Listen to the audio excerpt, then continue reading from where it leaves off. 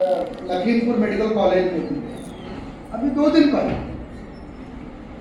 वहां लड़का कुछ नहीं जाना, कर तो रहा है MBBS, लेकिन मैंने पूछा तुम चरक सुश्रुत धर्मंतरी बाणभट्ट को जानते हो? नहीं जानते। उन्हीं का विषय। भगवान श्री कृष्ण का जीवन ऐसा है। भगवान श्री कृष्ण जन्म सिद्ध है, जन्म से ही उनके दिव्यता विद्यमान है। धर्म सम्राट स्वामी श्री कृपात्री जी महाराज ऐसे महापुरुष हैं जो जन्म सिद्ध भी हैं और साधन सिद्ध भी हैं। जन्म सिद्धि उनकी ऐसी है कि 2 वर्ष की आयु में साधुओं के साथ जाने लगे। 2 वर्ष की आयु में साधुओं के साथ सन्यासी बनने के लिए जाने लगे। पिता ने उनको पकड़ा। जब भी 1-1.5 वर्ष बीतता था वो निकल लेते थे घर से। थोड़ा समझदार हुए तो उनको हरि नारायण ओझा करके नाम था।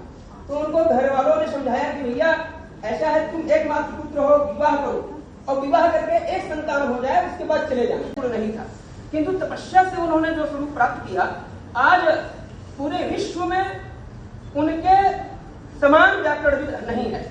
कितने वर्ष में? तो 5000 वर्षों में वैसा कोई हुआ ही नहीं जैसे वो व्याकरणविद है। उन्होंने साधना के द्वारा ही इस स्वरूप को प्राप्त किया।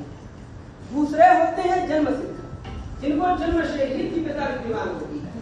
वो महान विद्वान धर्म सम्राट कृपात्री जी महाराज, उन्होंने कह दिया कि भगवान राम परात्पर ब्रह्म वेदांत वेद सच्चिदानंद परमात्मा है, उन्हीं से पूरी सृष्टि उद्भूत हुई है। रामचरितमानस भगवान को प्रतिपादित करने वाला सत्य ग्रंथ है और यह वेदों के समान है, ऐसा बोल दिया। वहां रहने वाले कोई विद्वान थे, उन्होंने कहा कि ये कैसी बात कर रहे हैं।